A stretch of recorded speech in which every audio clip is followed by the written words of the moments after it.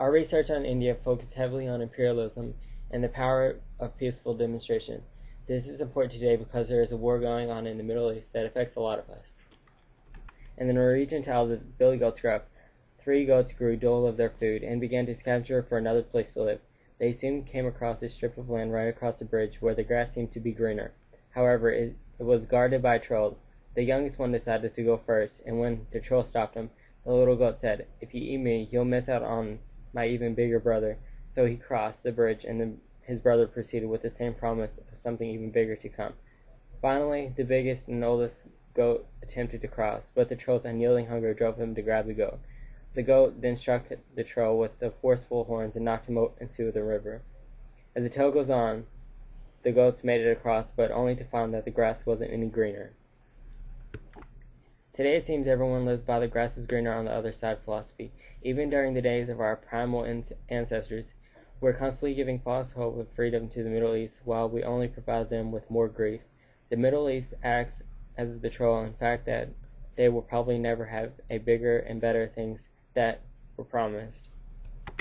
Imperialism has been shaping this world since the day of the Romans, who were at constant battle for more and more surrounding lands. There's not much irony in the fact that the rest of the world followed in their footsteps. According to Pakistan Information Network, India was under an unruly leadership in which British were almost handed over the victory of the cavalry around the late 1770s. Although there were unwilling countries such as Punjab, the British were reluctant enough to almost immediately brand their name into the Indians' lands.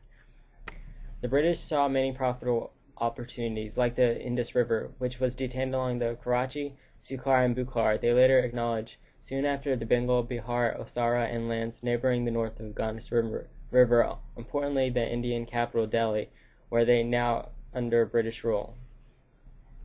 Ironically, the British Indians were flourished with agriculture and newfound wealth. They obtained a stable headship and now were a competitive country in the trade industry due to the added railway network. Pakistan Information also goes on to say that with much bloodshed, the Indians started to show signs of loyalty. Even the Muslims were trying to maintain a British upholding while keeping their own customs. Needless to say, the cultural differences were so overwhelming, much of the Indian culture was being lost. According to Wikipedia, Mohandas Gandhi preached and proclaimed, "Freedom is not worth having if it does not include the freedom to make mistakes." Gandhi spent 21 years of his life working to secure rights for all discriminated Indians through peaceful demonstration, inspired by philosophy of Svaghariya, which was largely connected with the truth and resistance to evil through active, nonviolent resistance. Incidents and hardships such as the ordering and removing of his turban and initially being thrown off a train were acknowledged at turning points of Gandhi's life, which awakened in questions of his people's status within the British Empire and his place in society. Gandhi soon began teaching policies and passive resistance to non-cooperation and South African authorities. Gandhi led to India to independence and inspiration for civil rights movement and freedom across the world. It is said on Wikipedia, only an individual with considerable respect, unshakable faith in his human nature, and detachment can survive where alienation, serious crime, and unadulterated violence rips the society apart. Wanting to prove that silence could be stronger than a spoken word, Gandhi gave himself up, utterly and completely, though long fast in both self-purification and protest. The British soon accepted Gandhi's relentless ways and freed India on 1947. Similar to Gandhi, we see many unjust laws and discriminations in the world.